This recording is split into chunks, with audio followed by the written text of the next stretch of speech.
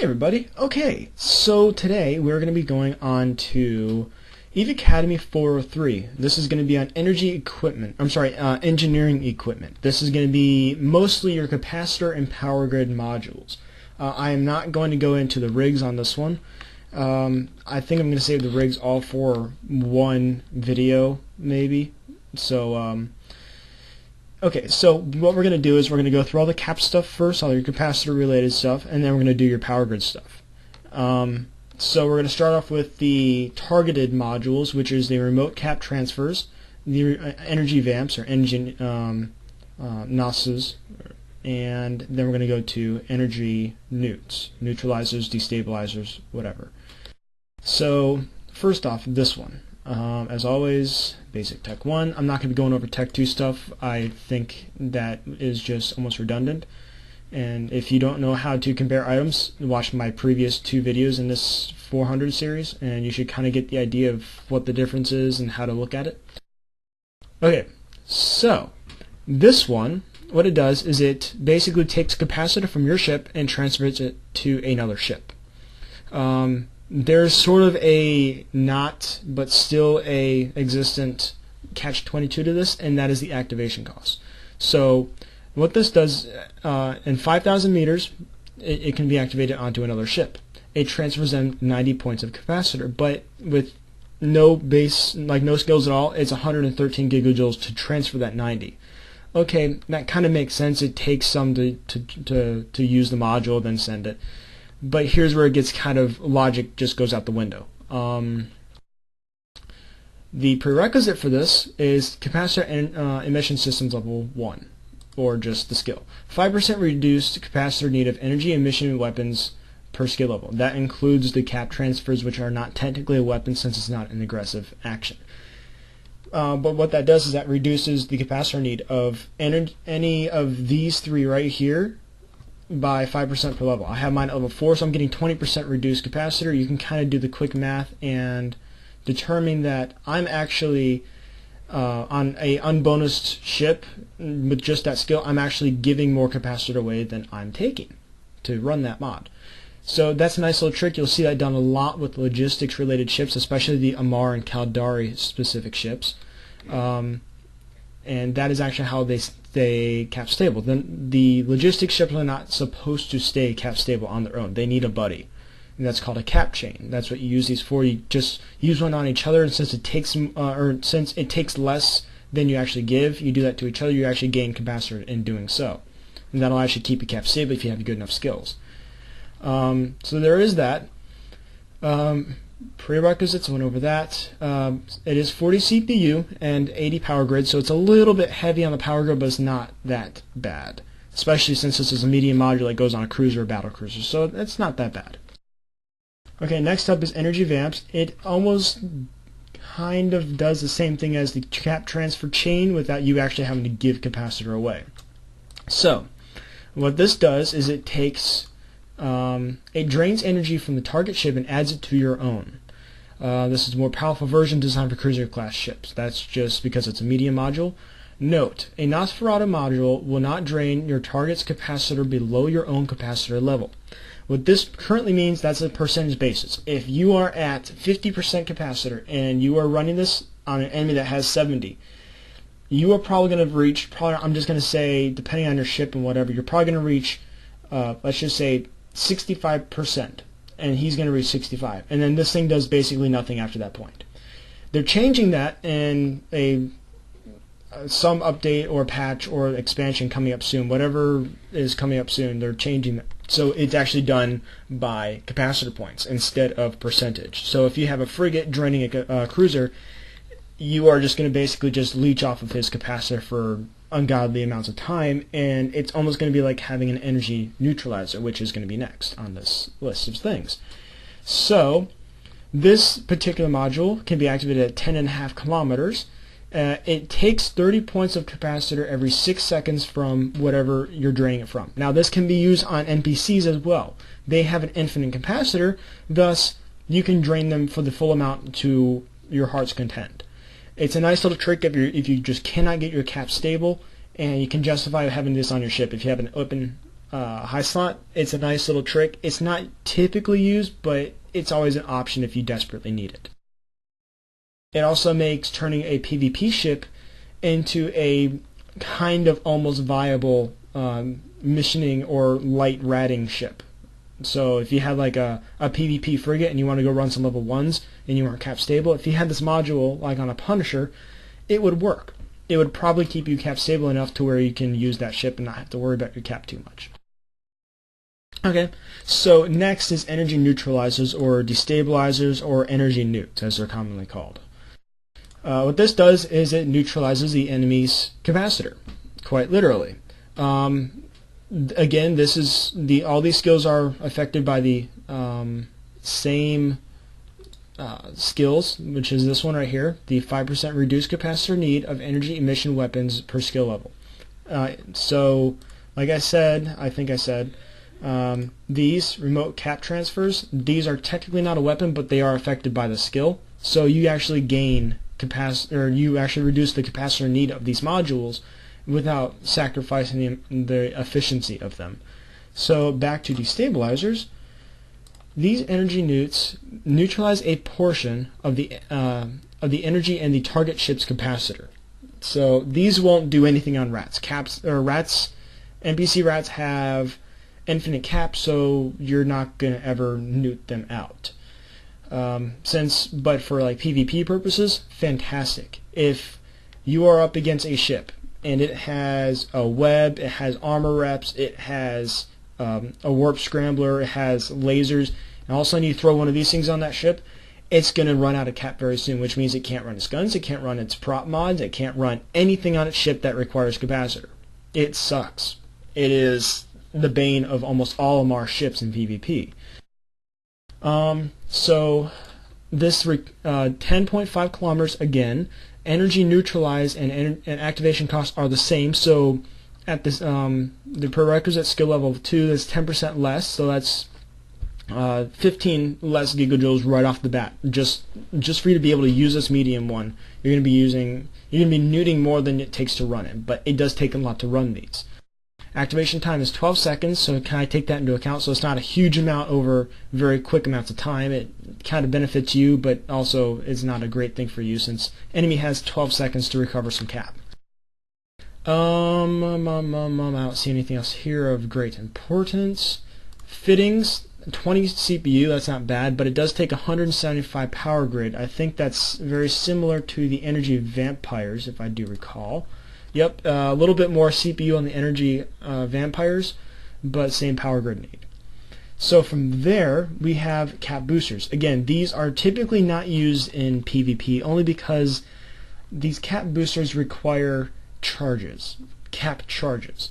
You load it like you're loading a gun, and it literally takes those. It's like taking batteries and super injecting those into your capacitor so you have more.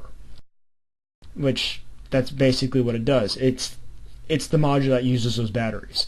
So medium cap booster, it provides a quick injection of power to the capacitor, of course using the charge group capacitor booster charge, or cap batteries or cap boosters or whatever they are. They are cap booster charges. They are found right here. Navy versions, they don't do any more cap injection, but they take up less space since these things can be fairly space intensive on your M3. Like this, 800s are going to take 100 M3. I'm sorry, no, they're going to take 32 M3 just to have one of these in your cargo hold. So they get kind of big. These are typically only used for battleships. So back to our module here.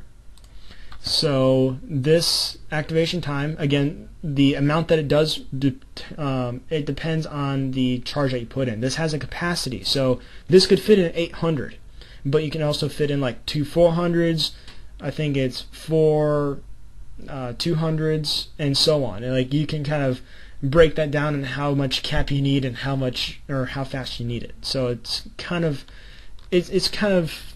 able to be worked to your advantage on how much you need it.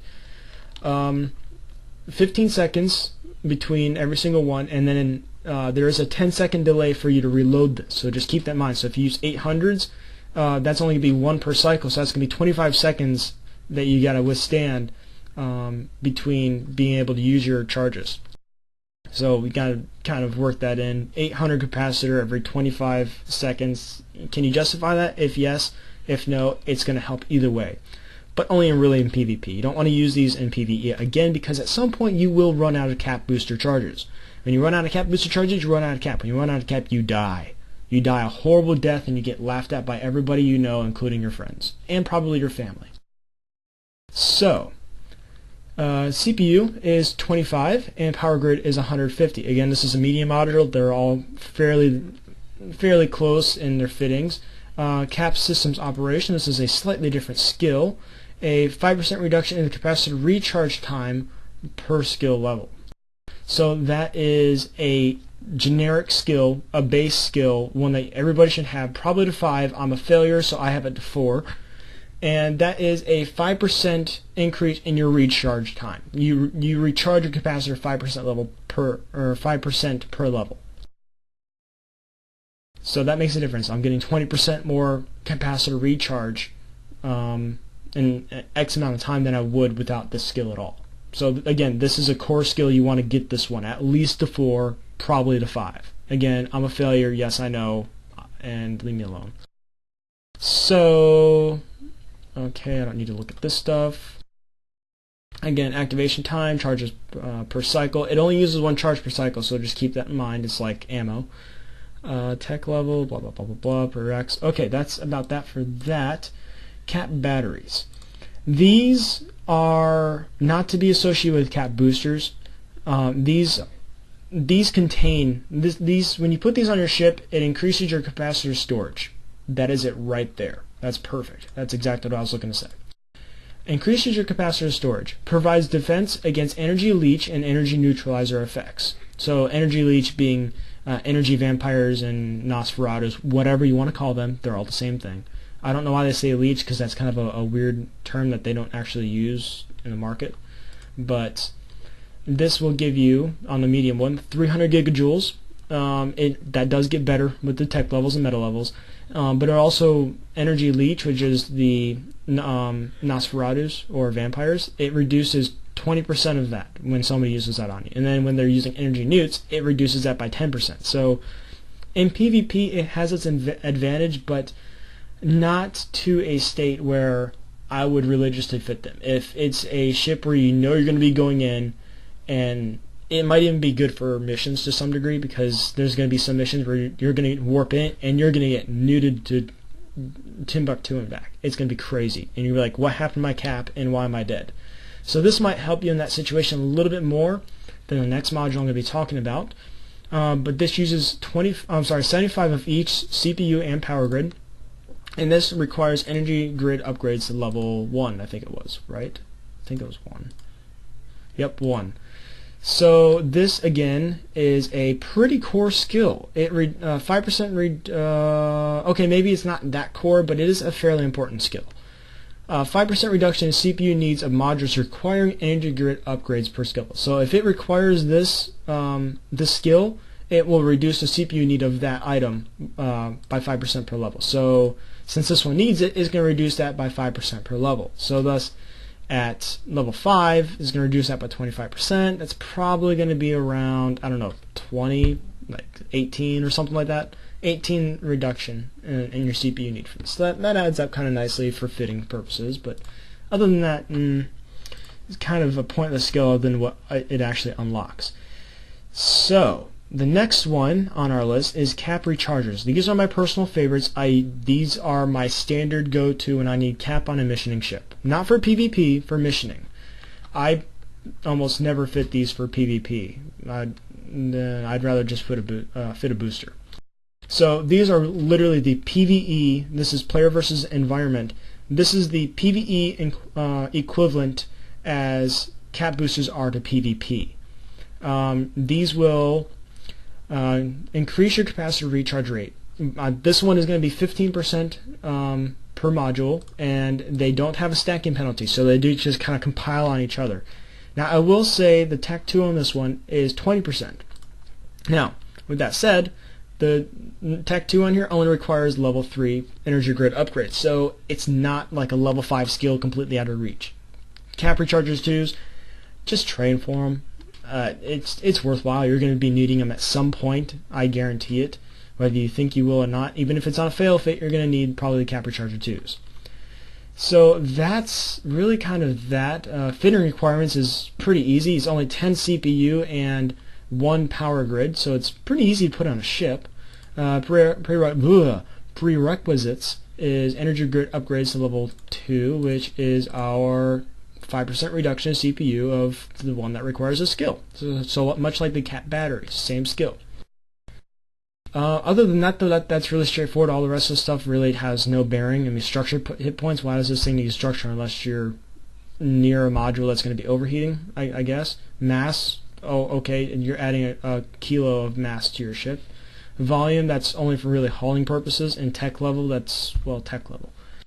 So from there, let's see. We are going to go to. Let's do power relays. I use these more so than flux coils, but that's because I'm an armor tanker. Okay, so what these do, these are like a low slot equivalent to the cap rechargers. The cap rechargers take mid slots, these take low slots. Now, the thing is about these actually do more cap recharge than the cap rechargers, which is kind of cool. So the last one, the Tech 1, did 15, this does 20. But the catch is it reduces your shield boosting amount by 10%. That's completely irrelevant if you are buffer tanked on your shields or if you are, I think, passive fit. It doesn't affect that. I think it only affects shield boosters. So if you're not running a shield booster, this basically has no negative effect to you. That's kind of cool, especially for armor tankers, since, yeah, it'll take up slots for your tank, but if you need capacitor to run your armor rep, it's probably worth putting on there. You can sacrifice some damage mods if you need to, heaven forbid. I said it, lower your DPS. Okay, so again, that's pretty straightforward. It increases your cap amount by 20%. And again, there's no stacking penalties. It doesn't list it, so there's none. And again, if you're not shield boosting, then this has really no negative effect. It only takes 4 CPU to fit this. No power grid at all. So that's really convenient if you're kind of tight on your fittings and you need cap. So from there, a very similar mod, but kind of different in how it operates, is the cap flux coils. This requires 20 CPU, and I'm saying that now just because I have it up. Again, energy grid upgrades level 3, and what this does is increases capacitor recharge rate, but causes a reduction in maximum capacitor storage. So while it increases your recharge rate, it actually takes away from the total amount of cap that you have on your ship. It does kind of the opposite of what a cap battery does. A cap battery gives you more capacitor storage. This reduces it to some degree, but it doesn't reduce it to enough to where it is a negative effect. Well, entirely negative. So it recharges or increases your recharge rate by 21%, but it reduces your total cap by 10. So you kind of, I don't know what the math is. That's why I don't use these. It freaks me out losing capacitor. I'm an MR pilot, so that's like my bane. I don't want to lose cap at all. And since I'm not shield tanked, I just go for the power relays. Okay, so our transfer thing over into power grid is going to be power diagnostic systems. Now, these are a really cool animal. These actually have a benefit for shield tanking, unlike the flux coils. Only a slight one, but it is there nonetheless. What these do is monitors and optimizes the power grid. It gives a slight boost to power core output, which is your power grid. It boosts your power grid, and a minor increase to shield and capacitor recharge rate. So, let's see here. Shield recharge rate. This is passive, not your booster. This is your shield recharging over time. It increases that by 7.5%.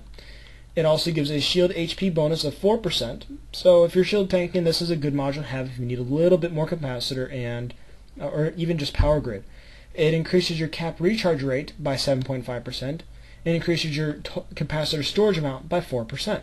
And on top of all of that, it gives you another 5% to your power grid. So if you just need a little bit more power grid, there's nothing wrong with this. Even if you're armor tanked. I mean, what is 7.5% more recharge and 4% more shields going to hurt you with? It's just going to give you a little bit more wiggle room and recharge rate when it comes to you taking damage on your shields. Thus, just a little bit more warning room if you're armor tanked. If you're shield tanked, odds are you're probably going to either need that extra shield or you're going to utilize the recharge rate. It's just going to be beneficial.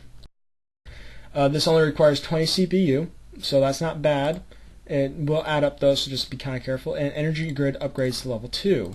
And this is, hey, what do you know? It reduces 5% CPU per level. So, okay, there is that. And then if you need a ton of a ton of power grid, you're going to want to get a reactor control unit. This does only power grid and gives you 10%. That's really quite straightforward. Again, 20 CPUs, so same fittings, just only power grid, no cap or shield bonuses or anything. Again, same prerequisites. That can't be more simple, really.